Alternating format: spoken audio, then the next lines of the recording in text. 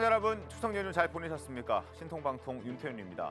추석을 앞두고 우리 정부는 북한의 인도적 차원에서 이산가족 상봉을 제안했습니다. 그런데 같은 날 북한은 이산가족 상봉 제안에 대해서는 일도 언급하지 않고 오히려 핵을 절대 포기하지 않을 것이고 선제 공격용으로 핵을 사용할 수도 있다는 핵 사용 조건 법제화를 발표했습니다. 민주당은 침묵했습니다. 이재명 대표도 이틀이 지나서야 매우 충격적이라는 입장을 냈고 그동안 김정은 비핵화 의지를 강조했던 민주당은 아직도 당 차원의 별도 입장은 내지 않고 있습니다. 자, 다음 신문 보겠습니다. 중앙일보입니다.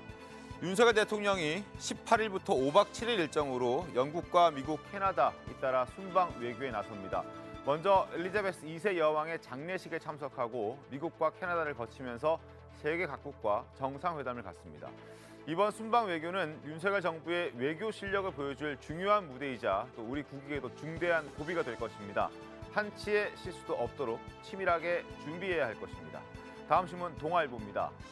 전셋값이 매매가를 웃도는 이른바 깡통 전세가 지금 기승을 부리고 있습니다. 속출하면서 세입자가 보증금을 돌려받지 못한 금액이 무려 1,089억 원, 사상 최대치를 기록했습니다.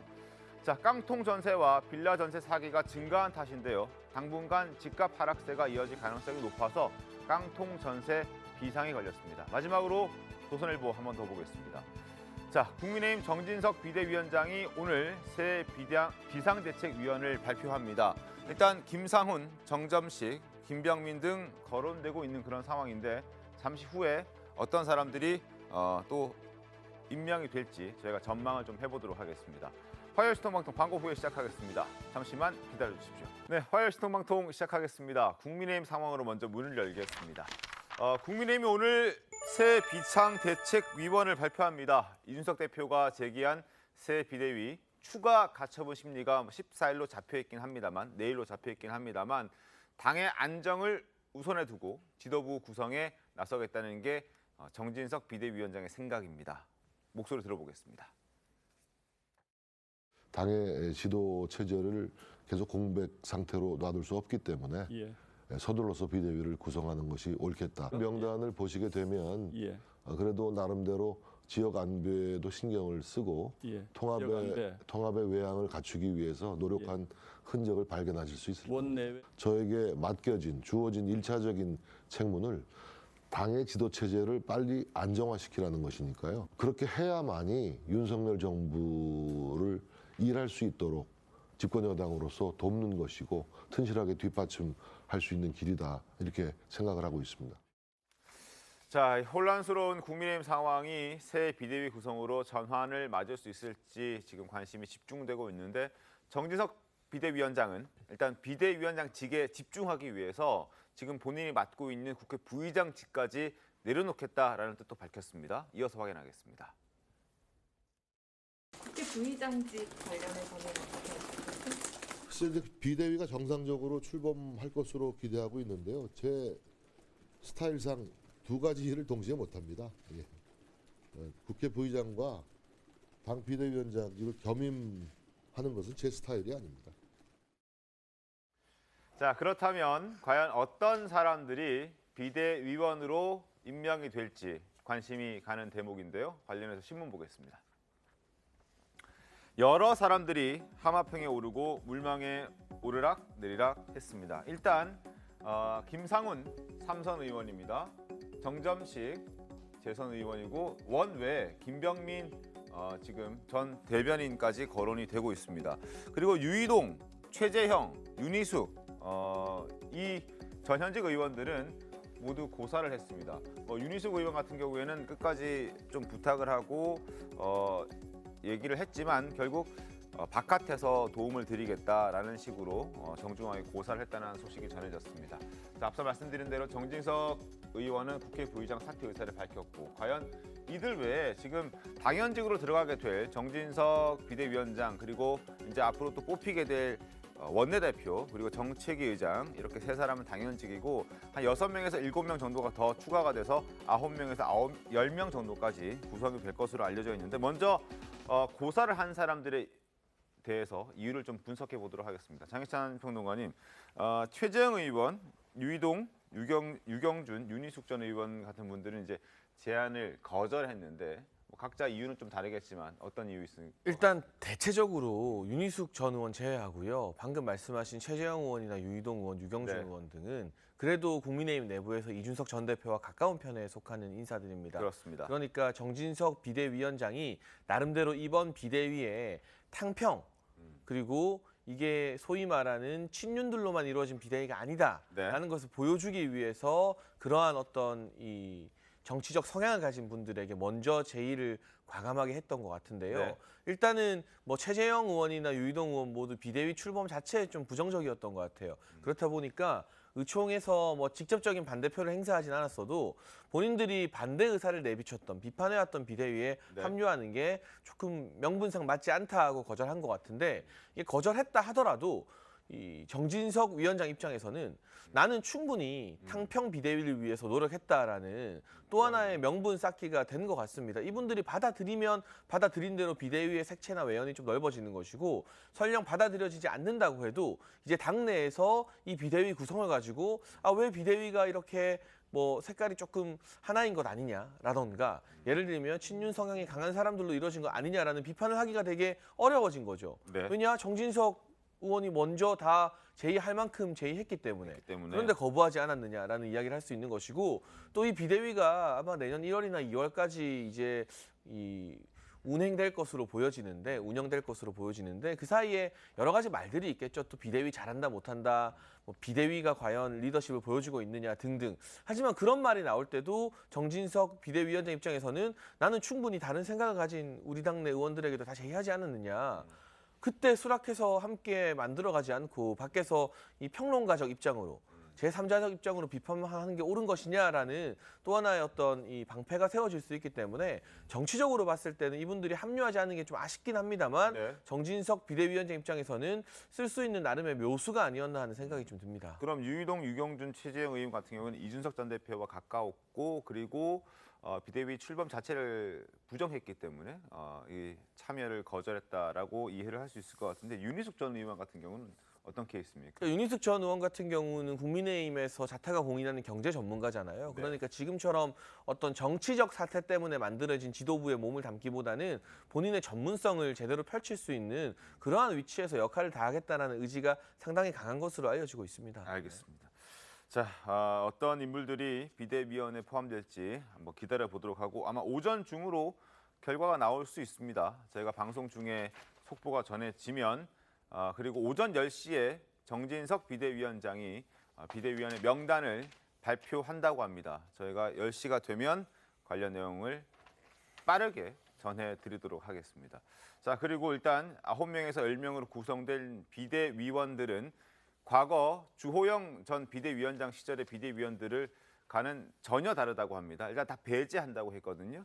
아무래도 같은 사람들이 오게 되면 좀 의미가 퇴색되는 그런 느낌도 있기 때문에 배제하는 것 아닌가 싶습니다. 어떻습니까? 충분히 그럴 가능성이 있죠. 그러니까 왜냐하면 그 또 법원이 지난번에 이 사안에 대해서 인용 처분을 내리면서 네. 비대위의 무효화를 선언했기 때문에 네. 그 사람들이 다시 참여한다는 것도 사실은 법원의 기준으로 또 보면은 이게 사실 법원의 결정에 약간 좀 반기를 드는 것처럼 그렇죠. 볼 수도 있는 것 같고 그렇기 때문에 전부 다 바꾼다는 것은 제가 보기에 충분히 정진석 위원장의 입장이 이해가 됩니다. 특히나 세수는 또 세 부대에 담는 게 그게 또 원칙 아니겠습니까? 그런 점에서 보면은 어쨌든 이 비대위가 뭐 관리형의 비대위를 하더라도 그럼에도 불구하고 그 국민의힘 보수정당 계열사상 10번째 비상대책위원이거든요. 네. 그럼 그렇다면은 거기에 걸맞는 그런 좀 쇄신과 그다음 신선함, 그다음에 뭔가 바뀌겠다는 의지 이런 것들이 담겨 있어야 그나마 국민들이 또 여기에 대해서 동의도 해주고 힘을 실어줄 수 있는데 그냥 비대위원들을 그냥 그대로 이어받는다면 여기에 대해서 물론 그분들은 비대위원으로 활동하지도 못했고 활동할 시간도 없었지만 그럼에도 불구하고 여러 가지 아쉬움은 있어도 새롭게 탕평하고 그다음에 지역 간 안배, 그다음에 여러 가지 지금 현재 상황들 국감에 대해서 지금 좀 대비해야 되는 여러 가지 상황들을 포괄적으로 할 수 있는 그런 좀 새로운 비대위를 구성할 수밖에 없다라는 게 정진석 위원장 입장인 것 같고 그것은 방향성은 맞는 것 같아요. 네. 다만 이제 14일 심리가 어떻게 될는지 그것은 조금 지켜봐야 될 것 같습니다. 알겠습니다. 14일에 내일이죠. 내일 이제 가처분 신청에 대한 심리가 있는데 그 부분에 대해서 또 변수가 될 수도 있겠죠. 한번 기다려 보도록 하겠고 국민의힘이 이번에 정진석 비대위를 출범하게 되면 지난 10년 동안에 딱 10번째 비대위가 출범하게 되는 겁니다. 화면 보겠습니다. 2010년 김무성 비대위를 시작으로 2011년 정의화, 2012년 박근혜, 14년 이완구, 16년 김희옥, 그리고 또 한 번 16년에 임명진 비대위원장, 18년에 김병준 비대위원장, 김종인, 주호영, 그리고 정진석 비대위원장으로 일단 10번째 비대위가 출범하게 됩니다. 여기에서 10번째 비대위 중에서 아직 정진석 비대위는 평가가 남아 있습니다만 그동안의 과거 9번의 비대위를 봤을 때 가장 성공 사례로 꼽히는 비대위는 2012년 박근혜 전 대통령 비대위라고 평가를 하고 있습니다. 당시로 돌아가 보겠습니다. 2011년 12월 당시 첫 공식 회의가 있었을 때 박근혜 비대위원장, 당시 비대위원장을 포함해서 지금의 이준석 전 대표 그리고 비대위원장을 영입했던 김종인 전 위원장도 이 자리에 함께 있었습니다. 당시 목소리 듣겠습니다. 이렇게 참여해 주신 비상대책위원님들께 다시 한번 깊은 감사를 드립니다. 시간적으로나 또 상황이 여러 가지 시급하기 때문에 비상대책위원회가 주어진 시간 동안 어떻게 효율적으로 취지를 잘 달성할 수 있을 것인가, 어떻게 운영할 것인가 하는 여러 가지 논의할 문제들이 있습니다. 지금과 같은 그런 이 정당의 자세로서는 국민의 마음을 끌 수가 없기 때문에 저희 얘기했듯이 한번 창조적 파괴를 갖다가 하지 않고서는 생존이 불가능하다고 저는 이렇게 느끼는 사람입니다. 저는 제가 할 수 있는 일이 있다면은 진실되게 한번 정책에 반영되도록 한번 일해보고 싶습니다. 당당하게 제 의견을 말할 것이고 제가 가진 경험과 또 제가 가진 열정으로 제 정책들을 만들어 나가고 싶습니다. 참 풋풋했던 이준석 전 대표의 모습도 볼 수 있었는데 하여튼 2012년 박근혜 비대위가 가장 성공했던 비대위라고 평가를 받고 있습니다. 당시 성공할 수 있었던 뭐 배경이나 원인 이런 게 어디에 있을까요? 큰 차이는 지금 보면 네. 비상 상황이냐 아니냐예요. 그러니까 당시는 비상 상황이었어요. 2011년이면 당시에 한나라당이죠. 새누리당으로 바뀔 때쯤인데 그러니까 선거에서 참패하고 나서 맞습니다. 당을 재건해야 된다는 어떤 전체적으로 당 자체가 이거 위기 상황이다. 비대위가 필요하다라고 나왔던 게 당시의 박근혜 비대위였고 당시의 박근혜 비대위원장이 잘해줬어요. 그래서 12년 대선을 이겼죠. 그러니까 결과적으로 그렇게 됐던 부분이 있는데 지금 비대위는 달라요. 주호영 비대위, 그다음에 지금 정진석 비대위원장이 오셨지만 결국에는 법원에서 지금 말하자면 자유한국당 자체가 비상 상황이 아니다라고 판단을 했는데 본인들이 우기는 거예요. 비상 상황이라고. 그렇기 때문에 이거는 비대위를 운영함에 있어서 네. 아까 뭐 이준석 대표의 사람들이 거부를 하고 윤희석 의원도 그럴 거예요. 내가 굳이 아직도 가처분 신청이 인용이 되면 이거 뭐냐라고 생각할 수도 있다.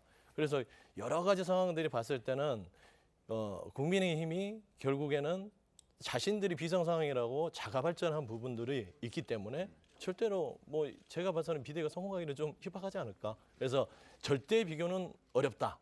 하지만 뭐 남의 얘기라서 뭐 성공하기 어렵다라고 얘기는 그렇지만 그럼에도 불구하고 절대 비교를 했을 때는 좀 이 상황과는 전혀 비교할 수 없기 때문에 비상 상황이라고 보기 힘들다. 그래서 국민의힘은 또 좀 어려움에 처할 좀 우려가 있다라는 좀 염려를 가지고 있습니다. 사실 뭐 박근혜 비대위가 성공할 수 있었던 건 딱 세 가지입니다. 파격과 혁신 그리고 전권이었어요. 박근혜 비대위가 그때 당시 전권을 쥐었어요.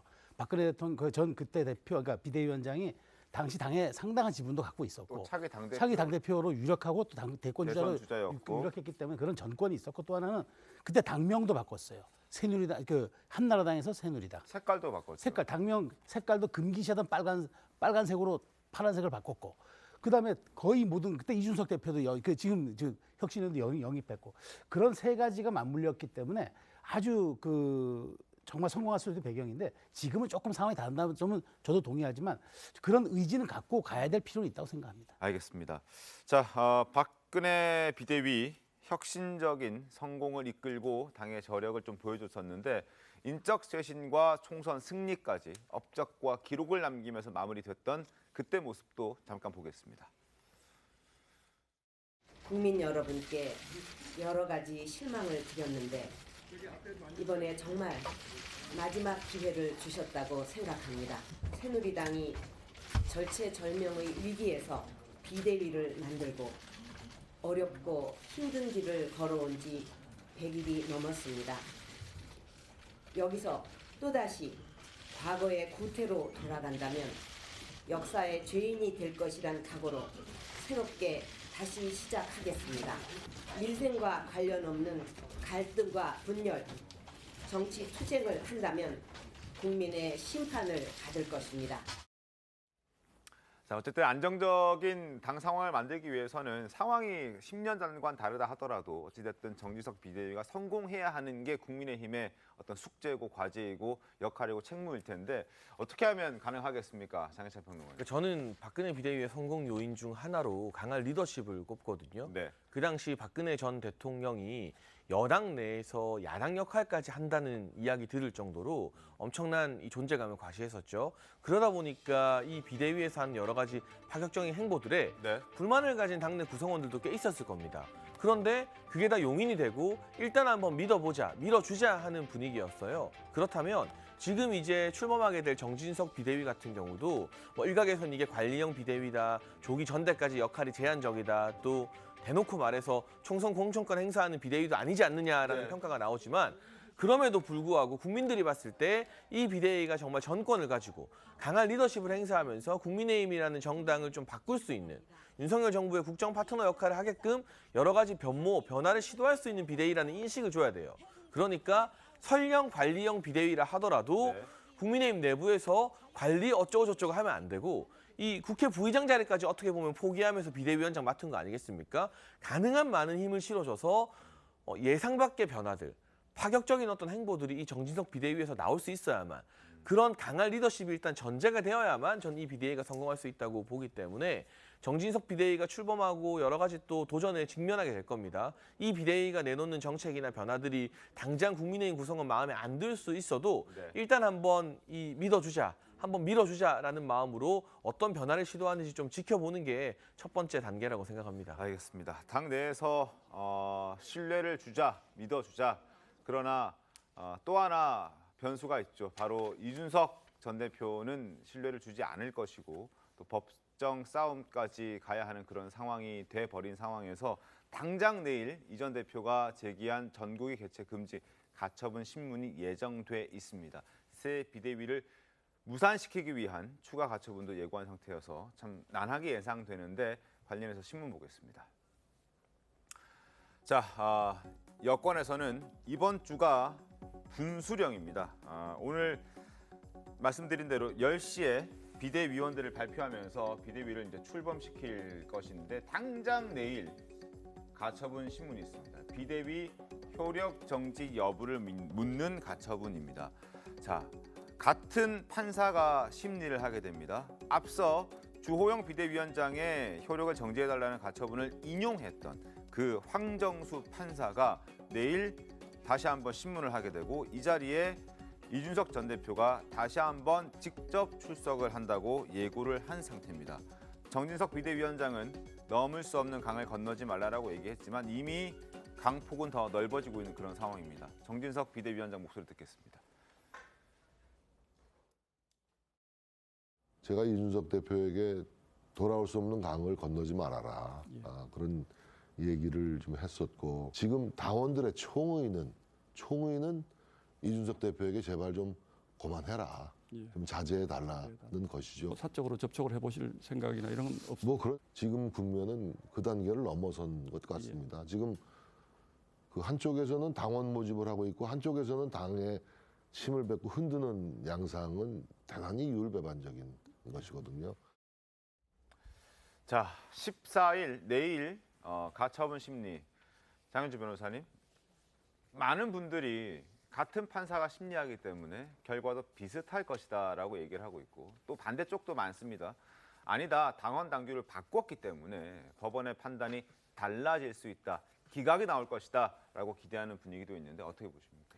사실 이 부분에 대해서는 법조계에서 의견들이 좀 갈리긴 하는데요. 결국에는 이번에 당원 당규를 바꿔서 비상 상황으로 규정한 부분을 소급으로 볼 것이냐 아니면 후발적으로 사정 변경이 생긴 것으로 볼 것이냐 이 부분이 좀 쟁점이 될 것 같습니다. 네.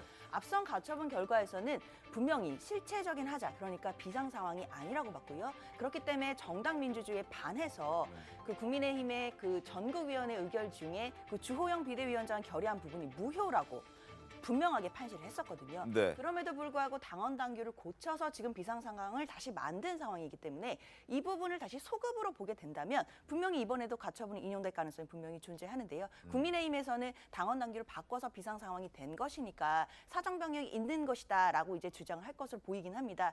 다만 그렇다 하더라도 정당 자유주의가 아무리 보장된다 하더라도 민주주의에 반한다. 즉 정당법이나 헌법에서 보장하고 있는 정당 민주주의에 반한다고 한다면 법원에서는 언제든지 개입할 수 있는 것이기 때문에요. 네. 이번 가처분 결과도 사실 낙관하기는 어려울 것 같습니다. 알겠습니다. 뭐 결과가 지난번 결과를 저희가 생각해 보면 인용이 나왔고 그리고 한 일주일 정도 시간이 걸렸던 것 같거든요. 이번에도 아마 그 정도 시간이 걸릴 것 같다는 생각도 듭니다.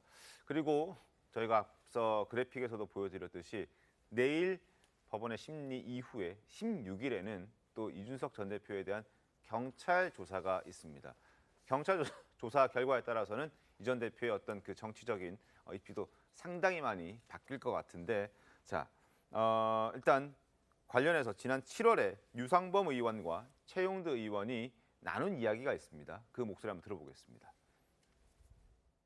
당헌 당규에 따라서 한다는 자체가 당헌 당규에 따라서 할 경우는 어떻게 해석하는 거였어요? 그냥 그 직무대행으로 가는 거예요. 직무대행 가는 거예요. 근데 언제까지로 보고 있어요?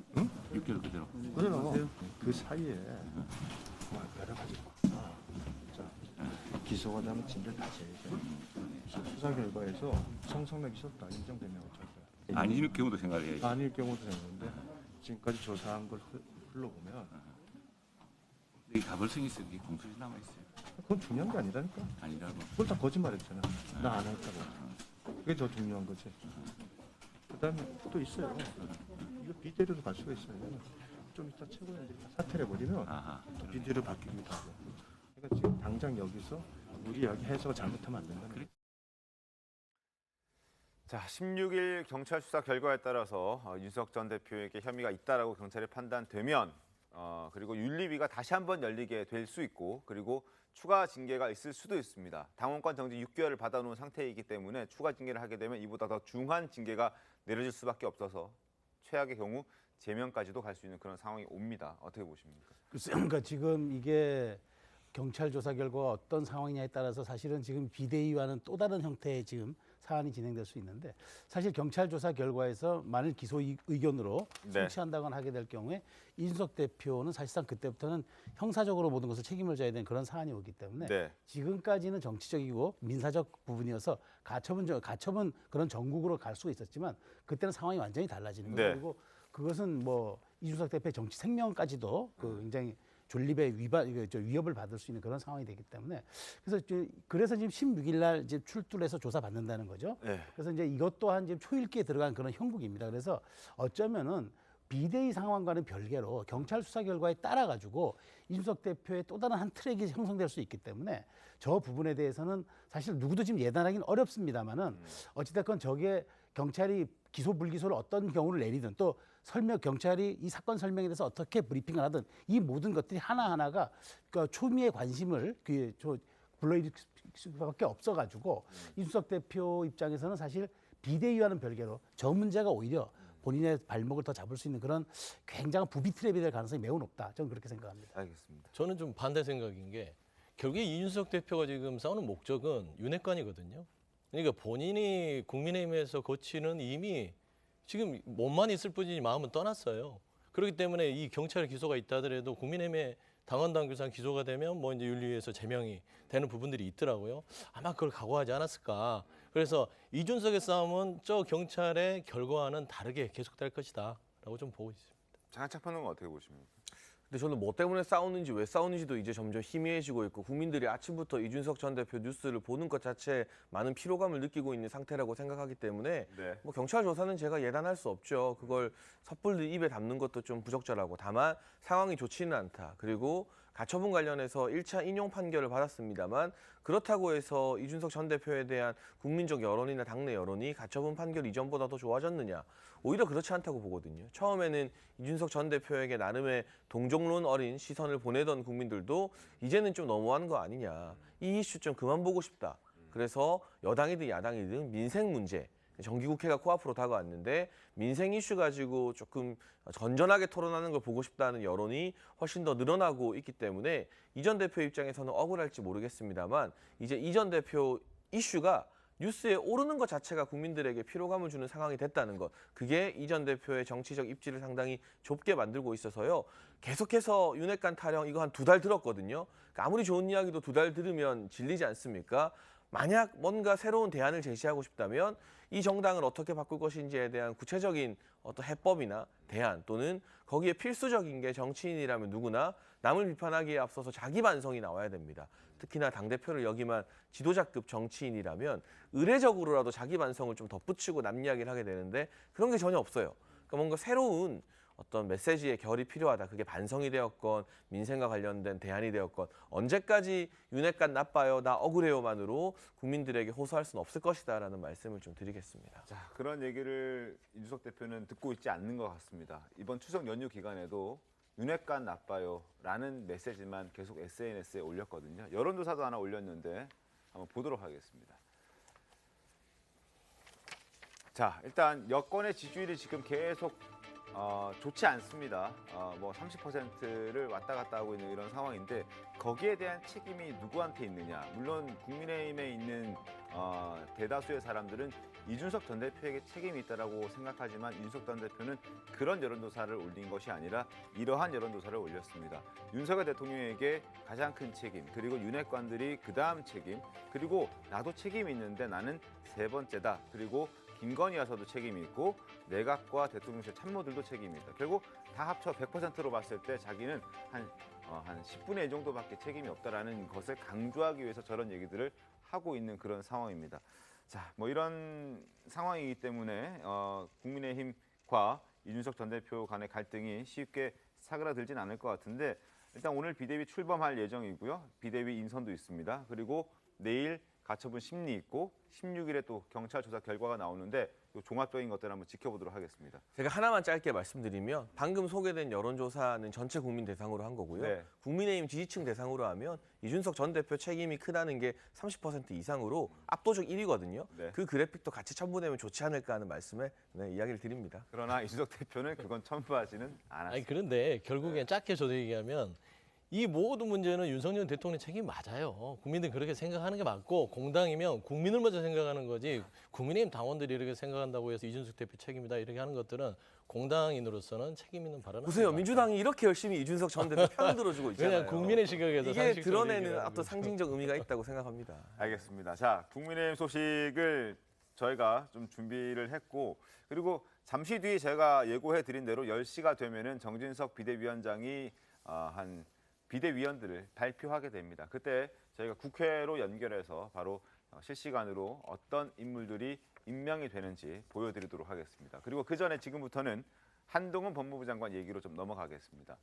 자, 2번째 가처분 신청으로 또 한 번의 기회를 노리고 있는 이준석 전 대표가 갑자기 자신의 경쟁자로 한동훈 법무부 장관을 지목했습니다. 이게 대체 무슨 얘기인지 아실 텐데 왜 이 전 대표가 왜 한동훈 법무부 장관을 거론하고 나선 건지 인터뷰 내용부터 보겠습니다. 자, 한 언론과 인터뷰를 하면서 한동훈 법무부 장관 얘기를 꺼냈습니다. 윤 대통령이 총선을 앞두고 한동훈 키워서 내 자리에 앉히면 된다고 생각하는 것 같다라고 답을 했고 여기에 대해서 이준석 대표는 한동훈 장관은 보완제지 대체제는 아니다. 나랑은 일단 나를 지지하는 2030 인터넷 세대와는 지지층이 다르다. 한동훈 장관은 주부층이 주로 한 장관을 지지하고 나는 2030 젊은 세대들이 지지하기 때문에 우리는 서로 대체제가 될 수 없다. 나를 보완하면 보완했지 대체제는 불가능하다라고 얘기를 했습니다. 그런데 이 같은 답변이 나온 게 사실 좀 황당합니다. 기자의 질문은 이거였습니다. 이준석이 없어도 가능하다고 여기는 것 같다. 윤석열 대통령이 라는 표현이었는데 여기에 대해서 갑자기 답변을 하면서 한동훈 장관을 꺼내든 겁니다. 묻지도 않은 질문에 대해서 답을 한 이유가 있을 텐데, 자, 어떻게 보십니까? 일단은 한동훈 장관 입장에서는 일 열심히 하고 있는데 갑자기 소환된 거죠. 이게 뭐지 싶었을 것 같고요. 글쎄요. 저는 일단 이 한동훈 장관을 좋아하는 지지층의 다수가 주부라는 데 대해서 약간의 일리는 있을 수 있겠습니다만 네. 과연 거기에 한정할 수 있겠느냐. 한동훈 장관이 국회에서 민주당 의원들과 질의를 주고받은 거 영상 올렸다 하면 유튜브 조회수 100만은 우습게 넘어버리잖아요. 이게 한두 번이 아니라 이 청문회 때부터 계속되고 있는 현상이거든요. 네. 이게 어디 주부들만 찾아봐서 되는 파급력입니까? 그렇진 않아요. 그러니까 모처럼 국회의원들 앞에서 기죽지 않고 따박따박 논리적으로 정말 할 말 다 하는, 그런데 일도 잘하는, 더군다나 이념적으로도 한동훈 장관은 네. 제주 4.3 사건 피해자들이나 이런 분들, 소위 말하는 어떤 진보 정치권이 신경 써야 되는 부분의 피해자분들의 권익을 보호하기 위해서 여러 가지 또 정책을 내놨거든요. 이런 부분들은 진보 시민 사회에서도 박수를 받았어요. 네. 그러니까 그렇게 막 보수 이념에 얽매이는 스타일도 아니에요. 이런 새로운 형태의 어떤 장관의 등장에 전 국민이 관심과 기대를 보이는 것이지, 이걸 단순히 어떤 주부층에게 호소력이 있다 정도로 한정되어서 말할 건 아닌 것 같고요. 이 전 대표가 2030들에게 인기가 많은 것은 또 부인할 수 없는 사실입니다. 다만 최근 발언을 보게 되면 그 온라인 커뮤니티 세대 2030의 영향력이나 실제 이 머릿수를 이 전 대표가 조금 과대 해석하고 있는 것은 아닐까 하는 생각도 드는데, 저는 누가 누구의 완벽한 대체자가 될 수 있다고는 생각하지 않습니다. 다만 그 이준석 전 대표의 대체자가 꼭 이 전 대표의 지지층을 그대로 흡수하는 사람일 필요는 없는 거예요.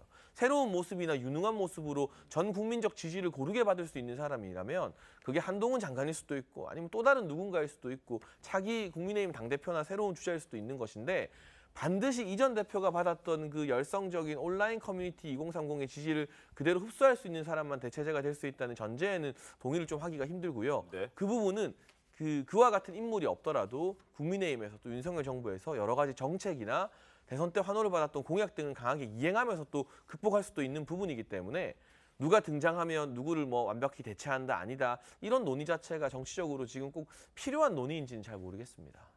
저게 좀 지금 이준석 전 대표가 저 얘기를 한 것은 전형적인 이슈 선점입니다. 그러니까 말하자면은 한동훈 차출설을 공식화함으로써 지금 본인의 약간 페이드가 빠져나갈 수 있는 이슈를 다시 중심으로 끌어들이는 그런 발화점을 지금 다시 잡겠다는 뜻인데, 자, 대체제와 보완제의 그 설명이 뭡니까? 대체제는 커피와 녹차가 대체제고, 네. 보완제는 커피와 설탕이 보완제인 겁니다. 그러니까 본인은 나는 윤석열 대통령을 대체할 수 있는 그런 상품으로 끌 수 있는 사람이지만, 한동훈 장관은 커피에 설탕 정도의 그런 보완제밖에 안 되는 사람이니까 자신의 체급을 키우고 자신의 메시지를 내는데 한동훈 장관을 지금 활용을 한 거죠. 그런 측면에서 지금 사실 어쩌면은 이준석 대표가 굉장히 좀 말하자면 전 대표가 지금 좀 조급해 있다는 저는 생각이 들어요. 왜냐하면 이 질문에 대한 정답이 아니고 본인이 준비했던 이야기를 꺼낸 거기 때문에 네. 자기 이슈를 계속 끌고 가고 싶다는 본인의 어떤 이해관계를 좀 드러낸 것 같습니다. 알겠습니다. 갑자기 소환된 한동훈 법무부 장관인데 차기 대권 후보와 관련된 그런 질문에 한동훈 법무부 장관은 항상 자신의 일을 열심히 하겠다, 이러한 얘기들을 줄곧 해왔었습니다. 그 목소리 확인하겠습니다. 차기 대선 주자 선호도 조사에 이름 올리셨는데 이 같은 현상 어떻게 보고 계시나요? 제가 자세히 안 봤고요. 저는 제 할 일을 열심히 하겠습니다. 이러한 여론조사가 대통령의 국정 운영에도 부담이 될 뿐만 아니라 장관님의 부처 운영에도 부담되는 측면이 있지 않나 이런 생각이 들고요. 유념하겠습니다. 자, 이준석 대표가 한동훈 법무부 장관을 견제하면서 자신의 어떤 체급을 다시 한번 좀 끌어올리고 이슈의 중심에 서겠다는 그런 계산이 깔렸다라는 분석까지 지금 여기에서 나왔습니다. 그리고 이렇게 한동훈 장관을 견제하는 세력은 이준석 전 대표만 있는 것은 아닙니다. 자, 민주당에서는 여전히 한동훈 장관에 대한 탄핵 카드를 놓지 못하고 있습니다. 한 장관에 대한 견제를 이어가고 있는 것인데 목소리 들어보겠습니다. 해임 건의를 넘어서서 탄핵까지 해야 된다고 생각하고 있습니다. 법사위에서의 한동훈 장관의 어떤 태도, 최소한의 예의나 회의 규칙조차 따르지 않으려고 했던 모습들이 보입니다. 의원의 신상 발언에 끼어든다라거나 하는 것들은 회의 기본적인 규칙을 지키지 않는 것들인데요. 형식적인 법치주의라는 그 가짜의 옷을 입고서 그 안에서 진짜 정치적인 욕망을 숨겨놓고 있는 이런 것들에 대한 것들은 반드시 민주주의를 지키기 위한 방식으로 접근을 해야 되고 그것은 해임건의를 넘어서서 탄핵으로까지 가야 되는 것 아니냐 그렇게 생각하고 있습니다. 자, 김용민 의원의 탄핵 발언이 나온 게 8월 24일입니다. 그러나 아직까지 뭐 탄핵 소추안을 낸다든지 뭐 이런 건 없어요, 장현주 변호사님? 네, 그렇습니다. 사실 민주당에서는요, 일단 당론으로 뭐 탄핵 소추안을 발의하고 이런 것이 정해지거나 뭐 수기 과정을 거친 적은 없습니다. 네. 아무래도 한동훈 장관에 대해서 뭐 탄핵안이라든지 이런 것을 발의하기 위해서는 당내에서도 의견 수렴이라든지 숙고의 과정들이 필요할 것인데요. 필요하죠. 다만 저런 목소리가 나오는 부분에 좀 주목을 해야 될 것 같습니다. 결론은 해임 건의안과는 달리 탄핵은 위헌이라든지 위법적인 요소들이 있어야지 할 수 있는 것이거든요. 그렇다면 한동훈 장관이 뭔가 위법 행위가 있구나라는 것을 국민들께 말씀드리고자 하는 것입니다. 결국은 시행령, 그러니까 지금 검찰청법을 개정해서 검찰의 직접 수사권을 축소를 했는데 그 취지를 어긋나는 시행령을 만들어서 뭔가 검찰의 어떤 직접 수사권을 확대해가는 모습들은 결국에는 위헌적이고 위법적인 법 취지에 반하는 것이다라는 모습들을 국민들께 다시 한번 확인을 시켜주고 결국 한동훈 장관이 지금 명확히 탄핵 사유는 있지만 일단 당론으로 채택하기까지는 여러 가지 수기 과정을 거치고 있는 중이다. 그런 메시지를 국민들께 보여주고 있는 것이다라고 해석해야 될 것 같습니다. 알겠습니다. 김건희 특검법을 얼마 전에 당론으로 채택하지 않았습니까? 그때처럼 한동훈 법무부 장관 탄핵 카드도 시간이 지나면 될 수 있다 이런 말씀이신 될 건가요? 수도 있고 안 될 수도 있겠지만 그래도 일단은 지금 탄핵 요건의 하나는 지금 충족하고 있다는 것, 그 부분은 국민들께 정확히 메시지로 보여드리는 거다 이렇게 봐야 될 것 같습니다. 알겠습니다. 자, 어찌됐든 민주당은 그 한동훈 장관에 대한 어떤 탄핵 카드를 버리지는 않고 있는 그런 상황인데 그러면서도 적극적으로 움직이지는 않고 있습니다. 그 이유는 또 한 번 제2의 윤석열을 만들진 않을까 하는 그런 우려 때문이라는 평가도 있습니다. 목소리 듣겠습니다. 한동훈 장관에 대한 탄핵 이런 것들은 최악의 카드입니다. 윤석열 검찰총장을 추미애 장관과 싸우면서 키워줬었거든요. 검찰총장이 저의 명을 거역한 것입니다. 검찰총장은 법무부 장관의 부하가 아닙니다.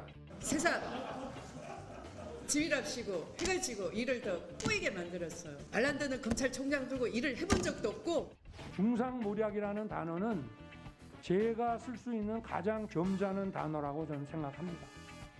검찰총장의 비위 혐의가 매우 심각하고 중대하여 불가피하게 검찰총장에 대한 징계를 청구하고 신속한 결정을 내려주신 사법부에 감사드립니다. 추미애한테 술 한잔 사야지. 많은 분들이 저렇게 생각하는데 저도 뭐 크게 반대하지는 않습니다. 그런 카드를 썼을 때 한동훈 장관을 제2의 윤석열 후보로 키워주는 역할을 우리가 할 가능성이 있다. 자, 한동훈 장관은 어떤 입장일까요? 자신을 탄핵하겠다라는 그 민주당의 어떤 발언과 행동들에 대해서 어떤 입장을 보이고 있는지 확인하겠습니다. 최근에는 구체적인 내용이나 근거도 없이 탄핵까지 언급하고 있습니다. 집단적 히스테리를 분출한다는 느낌마저 지울 수 없습니다. 양심을 걸고 직무 집행에 있어서 헌법이나 법률에 위배한 사항이 있습니까? 다수당인 민주당에서 절차에 따라 탄핵을 발의하신다면 전 절차 내에서 당당하게 임하겠습니다.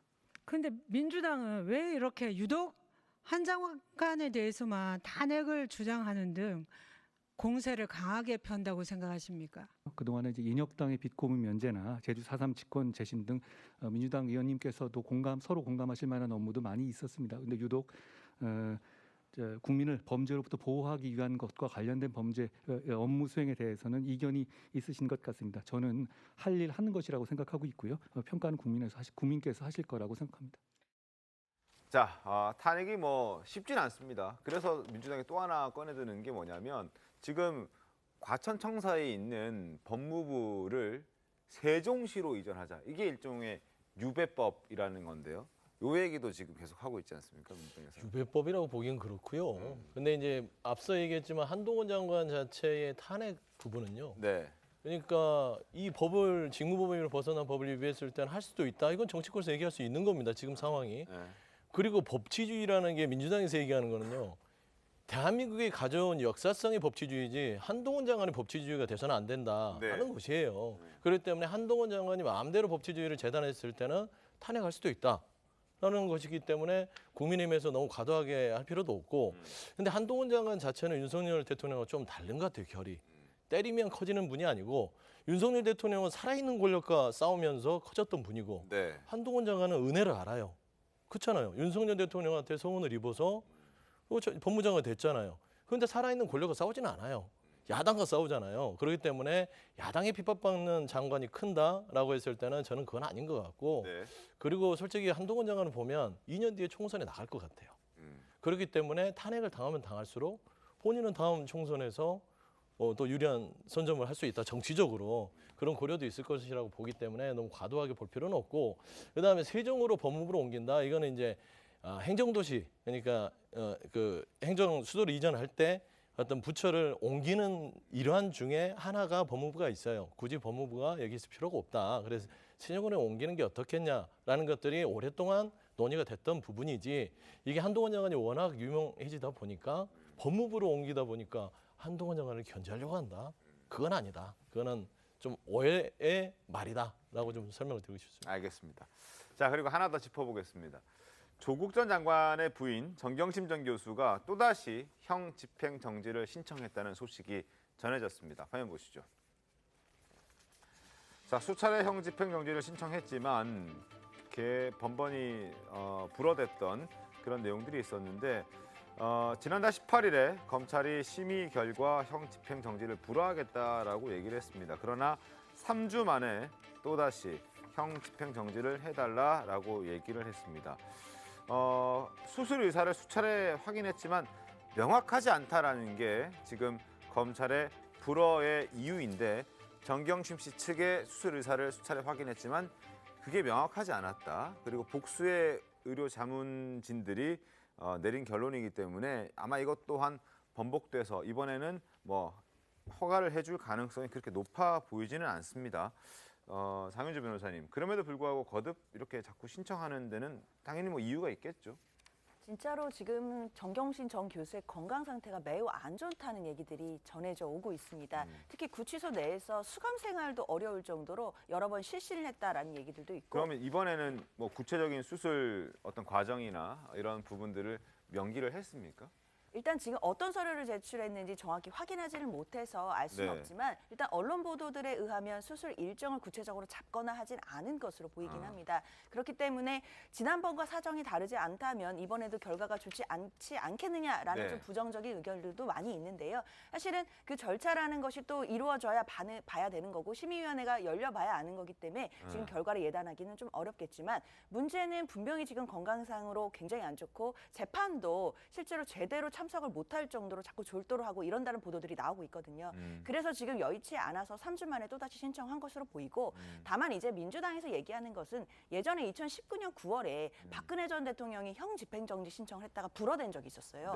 그때 이제 당시에 법무부 장관이었던 조국 장관이 직권으로 형 집행정지는 불허가 됐지만 직권으로 본인이 이제 진료도 받고 외부에서 수술 받을 수 있도록 허가를 해줘서 박근혜 전 대통령이 외부 병원에서 어깨 수술 받았던 그런 사례들이 있거든요. 민주당에서는 그런 부분들을 좀 지적하면서 어차피 형 집행정지라는 것이 뭐 형의 기간을 깎아주거나 뭐 사면해주거나 면제해주는 게 전혀 아니잖아요. 그리고 건강을 회복하고 다시 와서 수감 생활을 하겠다는 거니까 이 부분은 좀 선처를 구하는 그런 얘기들도 많이 나오고 있습니다. 알겠습니다. 뭐 좀 더 구체적인 서류를 아마 제출을 해야 이번에는 결과가 달라질 수 있을 것 같은데 아직 그 어떤 서류를 얼마나 구체적으로 전달을 했는지 제출을 했는지 확인되지 않고 있기 때문에 과연 검찰이 이번엔 어떻게 판단할지 지켜보도록 하겠습니다. 자, 민주당 소식 이어가겠습니다. 이재명 대표가 검찰의 소환 조사 요구에 불응하고 서면 조사로 대체를 했다는 소식 다들 알고 계시죠? 그런데 이 대표의 서면 답변이 부실했다는 그런 지적이 나왔습니다. 먼저 과거 소환에 불응하고 서면으로 대체하겠다는 민주당의 입장부터 들어보겠습니다. 이재명 대표는 검찰이 요구한 서면 조사서에 소명에 필요한 답변 진술을 기재하여 중앙지검에 보내고 유선으로 통지했습니다. 검찰의 출석 요구 사유는 서면 진술 불응이었던 만큼 서면 조사에 응하였으니 출석 요구 사유는 소멸되었음이 분명합니다. 자, 자신들의 주장대로 민주당은 검찰에 질의서에 답변서를 보냈습니다. 그런데 화면 보시죠. 검찰은 위원장이 질문도 구체적으로 작성을 한다고 합니다. 왜냐하면 대면 조사를 할 걸 서면 조사를 대신하기 때문에 그것 또한 조사다. 구체적으로 질문을 씁니다. A4 용지 20장 분량에 달하는 내용으로 사실관계를 소명하는 것을 담겨 있는 질의서를 보냈습니다. 그런데 돌아온 답변서에는 A4 용지 한 장에 5줄 분량, 5줄보다 더 적다는 보도도 있습니다. 아주 간략하게 잘 기억나지 않는다, 모르겠다라는 취지의 기존의 주장만 반복된 답변서만 돌아왔다는 겁니다. 물론 출석을 했었어도 모르겠다라고 얘기를 했을 수도 있습니다. 5줄보다 더 적게 얘기를 했을 수도 있고요. 그러나 일단은 이 공개가 된 게 성실하게 임하겠다라는 취지로 얘기를 했는데 결과적으로는 부실하게, 불성실하게 임했다라는 지적들이 나오고 있는 겁니다. 장윤주 변호사님 어떻게 보십니까? 사실 서면 답변서를 5줄을 쓰든 50장을 쓰든 그건 피의자의 방어권 차원에서 뭐라고 평가하기는 좀 어려운 얘기인 것 같습니다. 근데 다만 5줄 답변했기 때문에 좀 부실한 답변이었다라는 평가는 오히려 수사기관이나 검찰 측 입장에서 바라볼 때 시각이라고 볼 수 있겠는데요.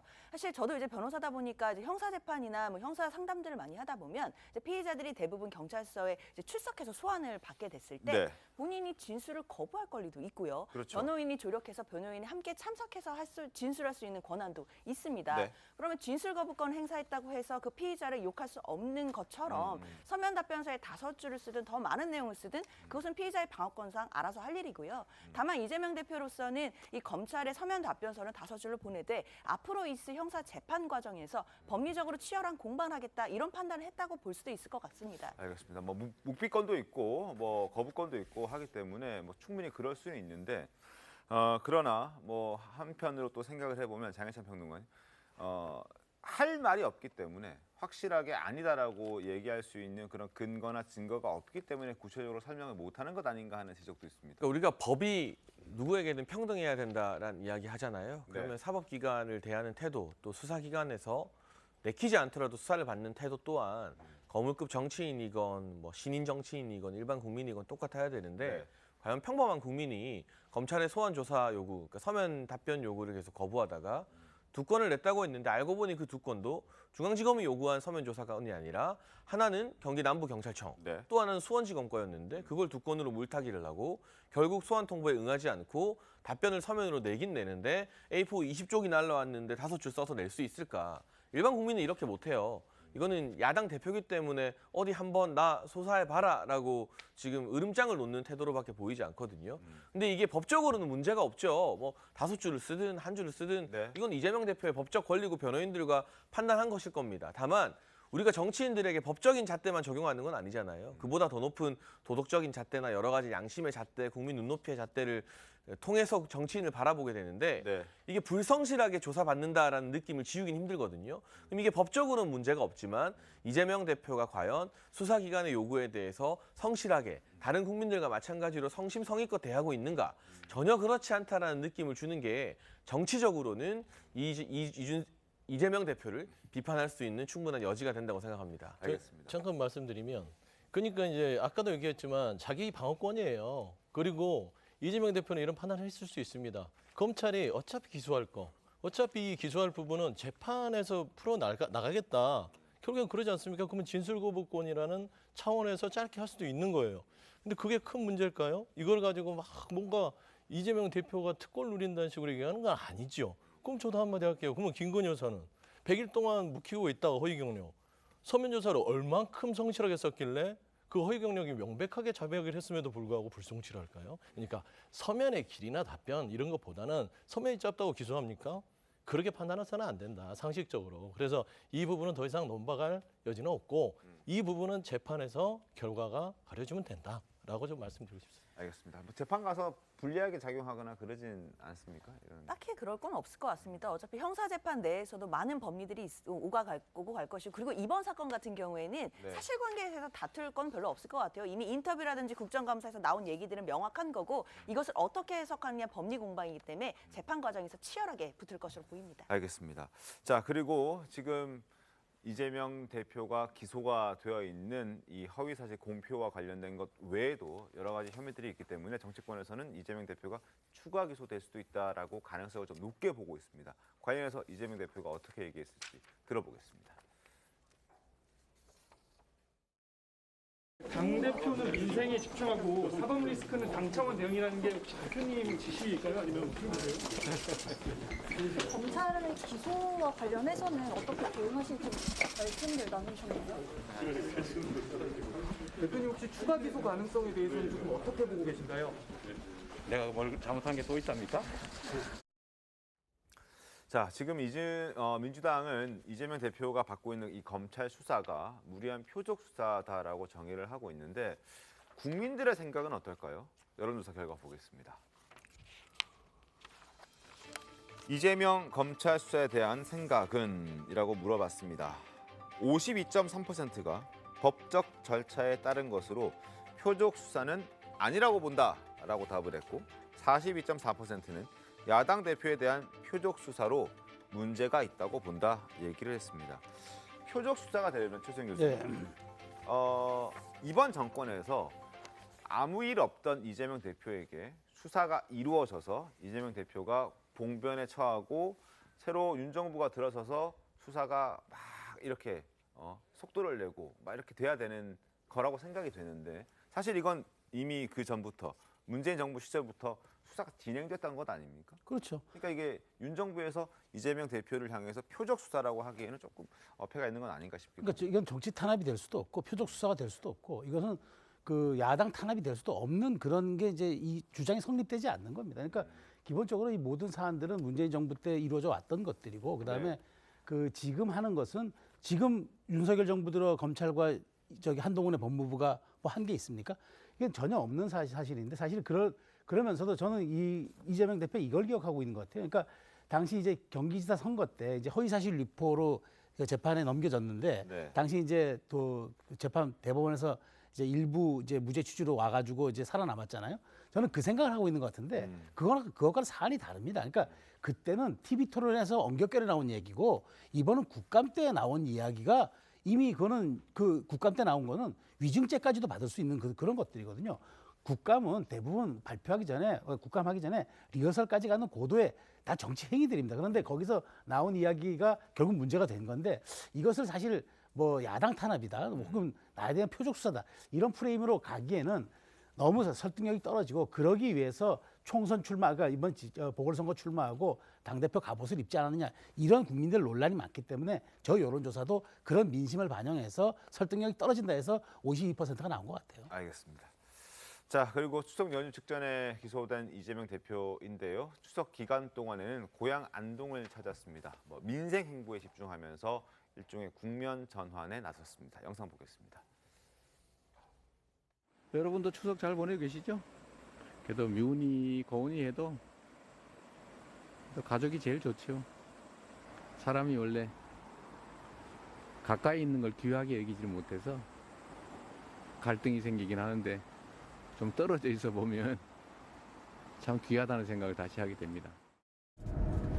이런 데서 여유 있게 하룻밤 아무 생각 없이 쉬었으면 좋긴 하겠네요. 네, 세상살이가 하도 팍팍해서 여유가 잘 안 생깁니다. 자, 그리고 오늘 당대표 취임 이후에 처음으로 또 기자간담회를 갖습니다. 기자간담회 주제는 이제 알려진 대로 민생 경제를 살리기 위한 어떤 기자간담회의 형식을 띠는데 사실상 기자들이 저 자리에 가서 여러 가지 질문들을 할 것 같고 거기에서는 또 사법 리스크에 대한 질문도 있을 겁니다. 어떻게 되겠는지 한번 전망을 좀 해보죠. 수영주 대변인 어떻게 보십니까? 제가 봐서는 이제 이재명 대표는 명확한 것 같아요. 첫 번째는 민생 부분. 그러니까 협치와 민생은 열려 있다. 그러니까 그래서 이 검찰 수사가 표적 수사든 이게 정무적인 고도의 정치 수사든 간에 이거는 사법적인 리스크는 본인이 뭐 법과 절차에 따라서 풀어가겠던 것이고, 그다음에 아무리 뭐 핍박을 받는다고 주장을 하더라도 민생은 놓칠 수 없다. 그렇기 때문에 오늘 아마 민생경제 그 출범실을 갖고 아마 전국을 돌면서 이 현장에서 민생과 관련된 메시지를 통해서 국민들하고 대화를 할 거예요. 근데 결국에는 이거는 민주당이 유능하게 뭔가 돋보이려는 부분도 있지만 두 번째는 민주당이 먼저 민생에 대해 선도함으로써 국민의힘이 지금 130일째 권력 쟁투 때문에 아무것도 못하고 정지 상태잖아요. 그러니까 이제 그만 끝내고 돌아와라라는 메시지를 행동으로 보여주는 것이죠. 그래서 저는 투트랙의 전략 자체가 이재명 대표에게는 나름대로 성과가 있을 것 같아요. 왜냐하면 계속 사법 리스크에 갇혀 있으면 본인 스스로도 뭔가 좀 답답해할 것이고 또 국민들 보기에도 거기에서 계속 소용돌이치는 모습 속에서 민주당이 한 발도 못 나간다. 그게 또 국민의힘이나 현 정부에서 노리는 노림수일 수도 있다는 판단해서 민생 행보를 더 강할 것이다 라고 좀 보고 있습니다. 알겠습니다. 자, 지금 이 시각 국회에서는 비대위원회 발표가 있습니다. 국회 지금 소통관에 박형수 대변인이 서 있는데요. 현장 연결해서 목소리 확인해 보도록 하겠습니다. 인선을 마무리했습니다. 이번 인선은 지역별 안배를 고려하면서 원내와 원외 인사를 두루 포함하되 원외 인사에 무게를 두어 다양한 목소리를 수렴하고자 했습니다. 비상대책위원회 위원으로는 김상훈 의원, 정점식 의원, 주기환 전 비상대책위원, 김종혁 혁신위 대변인, 김행 전 청와대 대변인, 김병민 전 비상대책위원을 임명했습니다. 비상대책위원 임명은 지역별 안배와 통합을 고려하여 해당 분야의 경험과 능력을 갖춘 분들로 모셨습니다. 주요 당직자 인선으로 사무총장의 김석기 의원, 조직부총장의 엄태영 의원, 비상대책위원장 비서실장의 노용호 의원, 수석대변인의 박정하 의원을 임명했습니다. 주요 당직자의 경우 당의 안정을 위해 업무 연속성에 중점을 두어 인선을 하였고 아직 마무리하지 못한 정책위원장 등은 빠른 시일 내에 임명을 마무리하도록 하겠습니다. 국민의힘 비상대책위원회는 국정에 무한 책임이 있는 집권 여당으로서 당의 안정화 작업을 서둘러 마무리하고 문재인 정권 5년간 허물어진 국가의 근간을 바로잡도록 하겠습니다. 먹고 사는 문제를 해결해 줄 민생 정치를 실현하기 위해 민생과 경제에 초점을 맞춰 국민께 희망을 드리는데 최선을 다할 것을 약속드립니다. 이상입니다. 자, 지금 보여드린 그대로입니다. 김상훈 국민의힘 의원, 정점식 국민의힘 의원, 그리고 김행 전 청와대 대변인, 그리고 주기환 전 이번 지방선거에 광주시장 후보로 나왔고 주호영 비대위원장의 그 비대위의 비대위원으로 합류했다가 나왔던 인물입니다. 그리고 김종혁 전 중앙일보 기자였는데 혁신위 대변인입니다. 현재 최재형 위원장이 있는 그 혁신위의 대변인이고 김병민 비대위원 같은 경우에는 방송도 많이 하고 또 지금 최근까지 또 대변인 역할을 했던 또 인물이기 때문에 잘 아시리라 믿습니다. 어떻게 보십니까? 이 멤버 6명에 대해서는 장혜찬 평론가님? 저는 일단 지역 안배 이야기를 정진석 위원장이 많이 했었는데 그 부분을 최우선으로 고려한 것 같아요. 김상훈 의원이 TK죠. 정정식 의원이 PK입니다. 경남 통영이니까. 그리고 김행 전 대변인이나 김병민 전 대변인 같은 경우는 서울입니다. 김종혁 위원 같은 경우는 일산에서 출마했었기 때문에 경기도라고 보는 게 맞는 거고요. 주기한 전 광주시장 후보 같은 경우는 호남이고요. 네. 정진석 위원장은 충청 아니겠습니까? 어. 그러니까 전국을 아무래도 좀 고루고루 지역적 안배 차원에서 이 인선을 했다라는 인상을 받게 되고, 한 가지 좀 주목해서 볼 만한 건 김종혁 비대위원인 것 같은데요. 언론사 출신의 언론인 인물이죠. 네. 지난번 이제 일산시장 후보로 예비 후보로 나섰다가 경선에서 고배를 마셨던데, 주목할 만한 게 방송 활동도 활발해하지만 최재형 의원의 혁신위에서 혁신위원 겸 대변인을 맡고 있거든요. 네. 근데 사실 이 최재형 의원의 혁신위 자체가 당내에서 늘 좀 뜨거운 감자 아니겠습니까? 이게 이준석 전 대표가 발족시킨 혁신이고, 최재형 위원장은 이준석 전 대표와의 직접 관련성을 부인하고 있습니다만 이 비대위 출범에 대해서도 조금 부정적이었고, 근데 실제로 정진석 위원장이 최재형 의원에게 합류를 권했지만 또 고사했었잖아요. 그런데 혁신위원이자 혁신위 대변인을 맡고 있는 김종혁 전 일산시장 후보가, 예비 후보가 지금 이 비대위에 합류했다는 것은 이 정진석 위원장이 나름대로 이 혁신위 체제나 이런 걸 흔들지 않고 좀 존중하면서 혁신위에서 내는 목소리도 좀 같이 비대위의 어떤 의결사항에 많이 반영하겠다는 의사를 나타낸 것이 아닌가.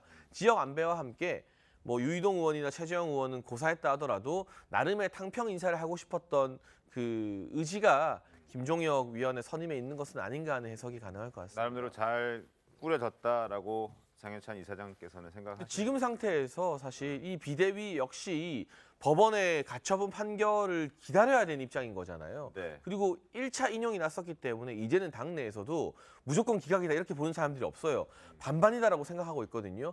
이 상황에서 사실 지금 거론된 분들 이상의 또 다른 최적의 대안이 얼마나 될 것이냐라는 물음을 할 수 있겠고요. 지금 공통점이 김행전 대변인, 김병민 위원장, 또 김종혁 비대위원 등등 모두 방송 활동이나 대언론 활동에 익숙한 분들이라는 거예요. 그러니까 뭐 관리형 비대위라는 평가가 많은데, 그래도 여론전이나 언론과의 어떤 이 대응에 있어서 이미 경험이 있는 분들 위주로 좀 선발했다라는 인상도 받게 되네요. 민주당에서는 어떻게 보십니까? 뭐 이런 뭐 박하게 얘기하기는 그렇지만 뭐 장혜찬 평론가가 뭐 이건 잘못했습니다 하겠어요. 근데 저도 마찬가지입니다. 최선안을 꾸린 것 같다.